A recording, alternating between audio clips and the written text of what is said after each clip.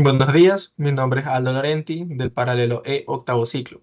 Hoy vamos a hablar dos temas, el tema de hiperclaridad pulmonar y el enfisema pulmonar. Comenzando con los principios básicos, entendemos que la hiperclaridad pulmonar es una disminución de la densidad radiológica en una región del pulmón, lo que provoca que aparezca un área más oscura o hiperclara, en comparación con el resto del mismo hemitórax o con el hemitórax contralateral. Esta aparición puede verse a tres factores principales: la cantidad de aire, el tejido pulmonar o la sangre que se encuentra en la región pulmonar. Un mayor contenido de aire, causado por ejemplo por un atrapamiento aéreo, causado por un enfisema, una disminución de la vascularización, lo que va a provocar una hipoperfusión causada por un tromboembolismo, o una pérdida del parénquima pulmonar causado por las bullas o los quistes.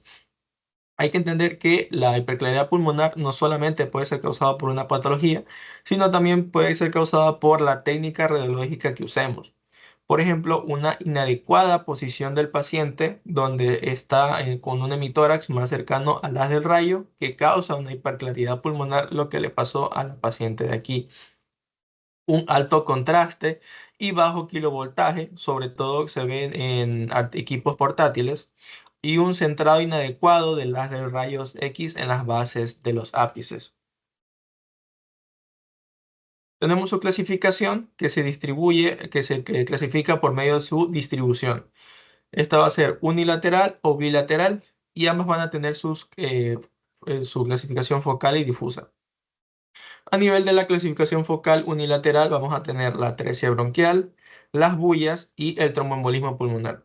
Las bullas son espacios aéreos anormalmente agrandados dentro del pulmón que van a medir más de 1 centímetro, van a tener paredes finas y se forman por destrucción de las paredes alveolares, como puede ser causada por un enfisema.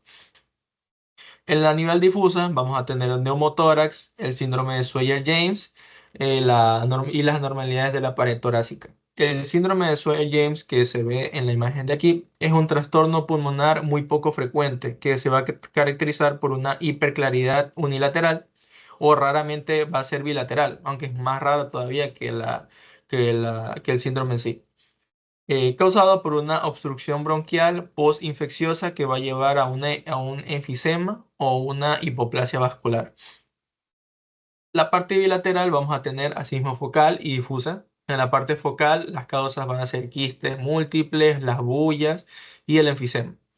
Y en la parte difusa tenemos la fibrosis quística, la bronquiolitis y el asma.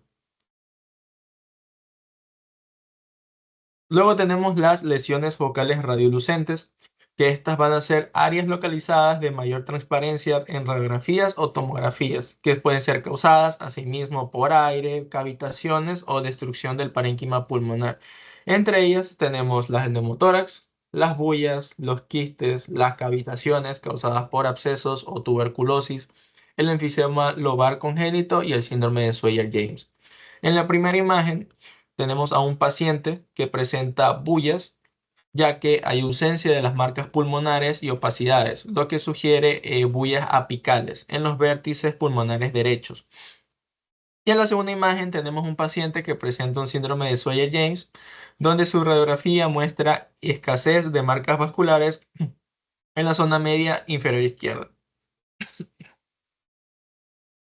Luego tenemos la hiperclaridad pulmonar difusa, en la que es un aumento generalizado a nivel de la radiolucencia, que es la transparencia, en ambos pulmones. Sus causas van a ser el efisema, el asma severa, la bronquiolitis obliterante y el déficit de alfa-1 antitripsina. En la primera imagen observamos un paciente que presenta un enfisema centrolobular en ambos pulmones con pequeñas áreas irregulares de radiolucencias anormales que llegan a afectar el lóbulo superior y periférico, que son compatibles con el enfisema centrolobular, lo que va a causar la destrucción de los alveolos, de las paredes alveolares, va a causar un atrapamiento aéreo y va a causar la hiperclaridad pulmonar. En la segunda imagen tenemos un paciente que presenta un déficit de alfa-1 antitripsina. La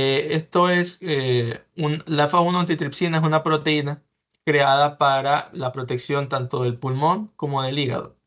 Va a proteger el pulmón de sustancias inflamatorias como puede ser el tabaco, y al haber un déficit de este va a ser más predominante a que el tabaco o cualquier sustancia inflamatoria llegue a causar daños. Como por ejemplo en el paciente que presenta destrucción de los lobulillos del parénquima a nivel del predominio pulmonar y presenta también cambios enfisematosos con un predominio a nivel de los lóbulos inferiores. Los signos tomográficos y radiológicos.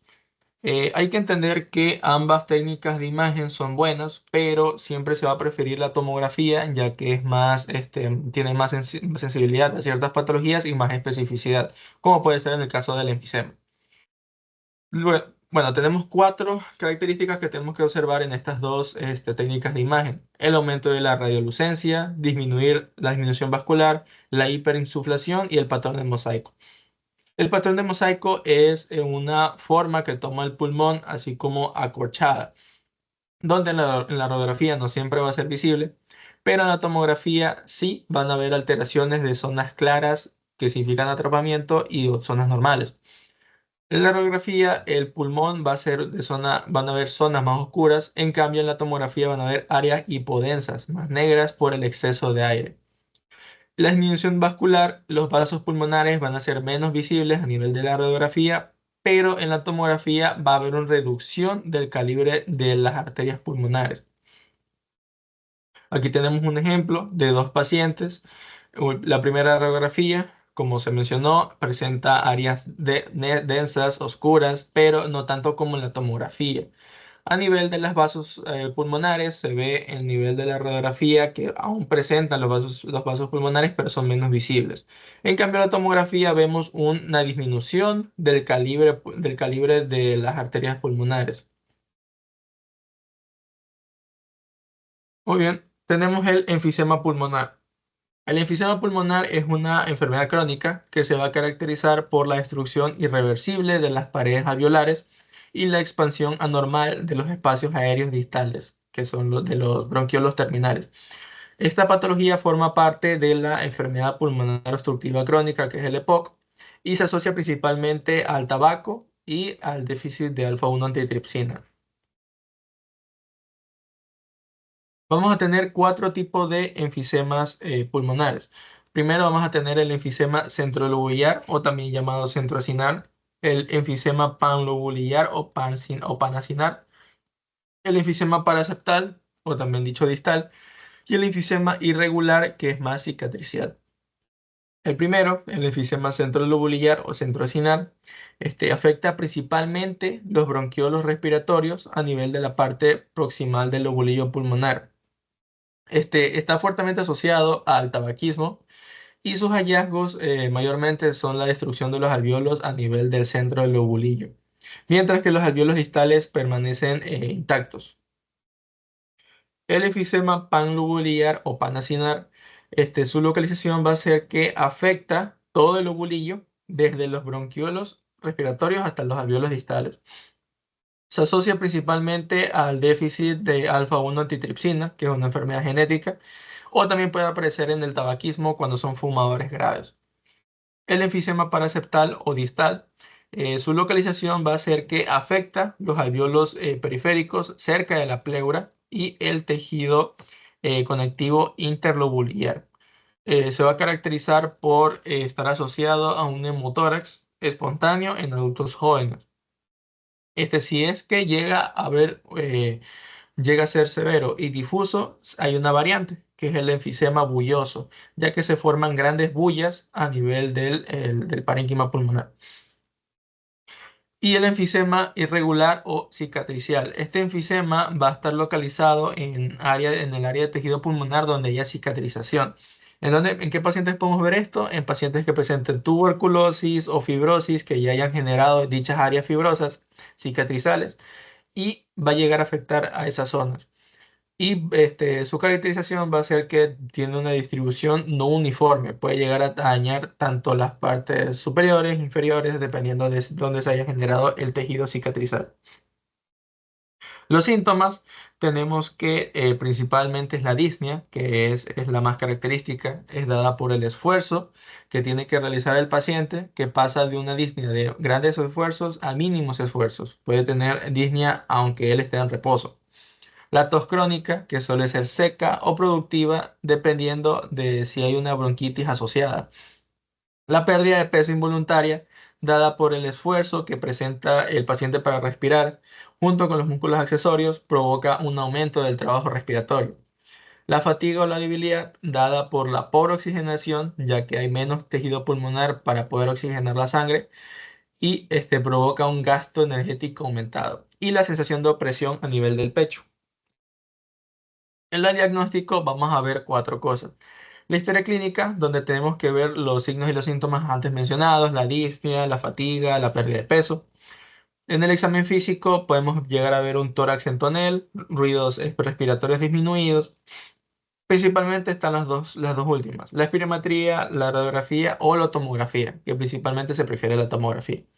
En la espirometría vamos a llegar a ver ciertos valores disminuidos y unos aumentados. Por ejemplo, el FEV1, que es el volumen expiratorio forzado en un segundo, va a estar disminuido. El FEV1 junto con el FEVC va a estar a menor al 70%, aunque nosotros hayamos dado un broncodilatador antes, lo que nos indica una obstrucción. El volumen residual y la capacidad pulmonar total va a estar aumentado, pero es dado por el atrapamiento aéreo. Y el del LCO, que es la capacidad de difusión del CO2, va a estar disminuido, especialmente se ve en un enfisema ya más avanzado. Y en la radiografía, en la tomografía, como se mencionó antes, son diagnósticos por imágenes, que se prefiere más la tomografía, ya que se ven zonas de destrucción alveolar, que son las zonas hipodensas, y se distingue entre los tipos de enfisemas ya antes mencionados. Muchas gracias.